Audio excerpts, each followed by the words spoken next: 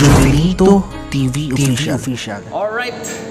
And yo, what's up mga kabagis? Jubilito TV Official po. At eto na naman po muli ang isang edisyon ng ating reaction video mga kalingap at kabagis, no? Pero bago pa lahat, mega love shoutout po muna kay Kuya Val Santos Matubang, kay Ate Edna Vlogs, Kalingap Rab, Roel Malalag, Rachel Morales, Kalingap Netizens, Kalingap Subscribers, Kalingap Supporters, Kalingap Partners. Mega love shoutout po sa inyong lahat. So ito na nga mga kalingap at kabagis for today's reaction video. Gawan lang po natin ng reaction at muli po pagbibigay ng opinyon dito nga po sa pagbisita ni Roel Malalag dito nga po sa pinapagawa niyang bahay nila Erica. At dito po nakakatuwa lang po mga kalingap at kabagis dahil po ang laki na po ng improvement ng pinapagawang bahay ni Roel Malalag kila Erica. Meron na pong flooring, maayos na ang bubungan, yung palitada or yung finishing sa loob ay halos tapos na rin. At talagang masasabi nating isa na ito, sabi nga ni Roel Malalag, sa mga pinakamalaking pabahay niya. Diba mga kalingap at kabagis? Nakakatuwa dahil nagle-level up na po ang pabahay ni Roel Malalag, no? Nagsimula sa light materials, ngayon po mga kalingap at kabagis, konkreto na po. At dito nga mga kalingap at kabagis ay laking pasasalamat po ng nanay ni Erica sa team ni Roel Malalag, lalong-lalo na po kay Kuya Mario na nakadiscover sa kanya, dahil nga po kung hindi po kay Roel Malalag ay hanggang pangarap na lamang po ang bahay na pinapagawa nila ngayon. At syempre po maraming salamat sa mga butihing sponsor na hindi po nagsawang sumuporta sa pabahay program po ni Roel Malalag. So ito na nga mga kalingap at kabagis, no? Alam naman po natin na ito pong tatay ni Erica ay wala pong fix na trabaho. Although meron po siyang talento sa pagwe-welding, ay makikita rin po nating may iba pa siyang tinatagong talent ika nga. Dahil nga po kwento ng nanay ni Erica ay siya po ang nag-finishing, no, nung kwarto doon po sa ginagawang bahay. At kung titignan po natin mga kalingap at kabagis ay pulido po ang pagkakagawa. So welder na, mason pa.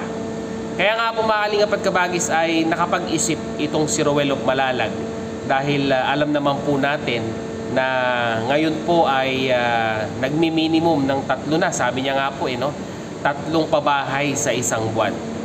Kaysa naman po matenga, ito pong si tatay ay binigyan ng napakagandang offer ni Roel Malalag. At dito po sa offer na ito ay talagang masasabi po nating ang hirap tanggihan mga kalingap at kabagis. Dahil po, syempre po mga kalingap at kabagis, fix ang trabaho, and at the same time sabi nga po ni Roel Malalag, pwedeng bumali anytime. Ano po kaya itong offer na ito mga kalingap at kabagis? Narito po, panoorin po natin. Nanay, ay ate, payag kay si kuya na maisali natin sa karpentero. Ano kayo man? Payag yan. Kasi dito kasi sa ate, halimbawa sila kuya, sa isang buwan meron akong mga 3 pabahay. So hindi matatapos yung trabaho nila. Talagang may income talaga, araw-araw. Kaya yun ang iniisip ko din na makakatulong din po sa inyo, di ba? Kasi ganito, hindi mahirap, di ba po? Kasi yung trabaho niya ngayon, pag-welding, pag umuulan, walang trabaho, walang kita. Kasi nga kailangan. Tapos pati, hindi malaman kung ano pang isusunod. Oo, yun ang isa sa problema din. Kasi nga, wala siyang permanenteng trabaho. Kasi ito ate, nakita ko din po yung niya, galing din po sa paggawa, no?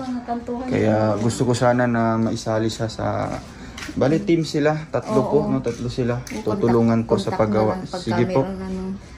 Pag merong trabaho, siyempre araw-araw yan may trabaho ako. Ngayon pa nga may ako. May nakaabang isa diyan sa Labo, diyan sa may Pundado. Tapos isa sa doon sa San Lorenzo. Oo. Tapos ang isa doon naman po sa Basod, Matuog-tuog. Kaya nga yung kasunod nito na pabahay, naghihintay pa na matapos ito. Kasi sila kuya yung kukunin ko. Sila ulit. Oo. Pero kung si kuya, yung mister nyo, kung wala pong ano, Oo. pwede po siya ano po. Oo, Pwede ko po pagka- siya isali po dito sa... Sasabihan ko siya pag nag-usapin ko siya pag halimbawa Kasi dito, kung aalis siya sa trabaho niya ngayon, dito talaga may ano talaga, may kita talaga. Meron siyang No? mapapasukan May agad. mapasukan talaga. Kasi araw-araw may trabaho dito, no? At kahit anong oras pwede kayong mag-advance, di ba? Oo. Magwali. Kung kailangan nyo po. Kaya sabi Basta, sabihin nyo lang po, payuhan nyo lang po si ko, kuya. sabi So yun na maaling abad kabagis, no? Napakagandang offer itong binibigay ni Roel of Malalag sa tatay ni Erica. Dahil syempre, so alam naman natin, kagaya ng sinabi ko kanina, sunod-sunod na ang pabahay ni Roel. At as of now, ito pong dalawang karpentero, kung sila lang po ang gagawa ng pabahay, ay medyo magkakaroon po talaga ng delay, di ba? Kung kay Kalinga Prab nga, medyo marami-rami na yung mga karpentero niya. At pahirapan pa sa isang buwan ng pagpapagawa ng bahay, what else more, mga Kalinga at Kabagis, kung dalawa lang sila. Kaya itong offer ni Roel of Malalag sa tatay ni Erica na kunin, na sabihin na nating Kalingap Carpenters, no, ay masasabi ko pong magandang offer ito. Dahil unang-una po sa lahat, fix or stable po ang sweldo. And at the same time, sabi nga po ni Roel, kung pwedeng bumali ay makakabali. At hindi na po nila iisipin na sa mga darating na araw, kung magkakaroon pa sila ng tanggap na trabaho sa pagwi-welding o wala. Dito po, hanggat may pinapabahayan si Roel of Malalag, ay tuloy-tuloy po ang trabaho po na ino-offer po sa tatay ni Erica. Kaya kung ako, maaaling apat kabagis, tatanggapin ko na yan. Siyempre po, maaaling apat kabagis. No? Maging practical po tayo sa mga panahon ngayon. Dahil kung ipipilit po natin na ang... sabihin na nating skill ko ay sa pag-welding lamang, paano po kung walang i-welding na bakal? Di wala pong trabaho, di ba? At saka sa tingin ko naman po, hindi naman po siguro maselan ang tatay ni Erica pagdating po sa pagtrabaho, no?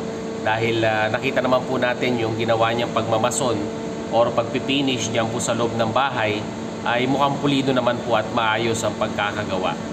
At nakakatuwa lamang po, maaling apat kabagis, dahil nakita natin si Roel of Malalag na naglabor sa paghahalo ng semento dito po sa bahay ni Erica. Kumbaga tulong-tulong, no, maaling apat kabagis, para po lalong mapabilis at matapos na po ito pong handog na pabahay ni Roel of Malalag sa pamilya nila Erica. So yun lang po ang ating reaction video for today, mga Kalingap at Kabagis. Muli po, mag-comment po kayo kung ano naman po ang inyong masasabi, opinion, reaction dito po sa offer ni Roel of Malalag sa tatay ni Erica. Dapat niya po bang tanggapin or hindi? Ano sa tingin nyo, mga Kalingap at Kabagis? Lagay nyo po sa ating comment section. So yun na, mga Kalingap at Kabagis, muli maraming salamat dahil hanggang sa dulo po ng ating reaction video ngayong araw na ito ay nasamahan niyo po muli si Jubilito TV Official. At muli po, nagpapaalala po ang inyong host.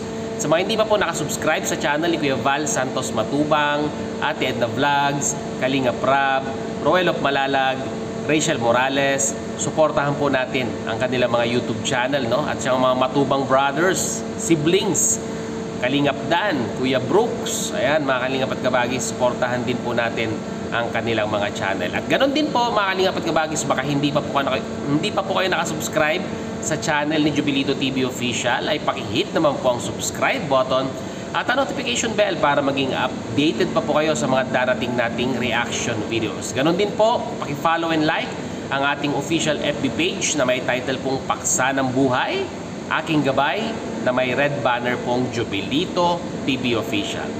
So yun na lang, mga Kalingap at Kabagis, once again, Jubilito TV Official, proud member po ng Team Coos or ng Kalingap OFW Organic Sponsors na pinangungunahan po ni Sir Engineer July Paunil. At syempre po, proud member din po ng Kalingap Reactors Partners or ang Karepa Year 2024. As I always say, mga Kalingap and Kabagis, peace, God first. God bless po. Bye-bye!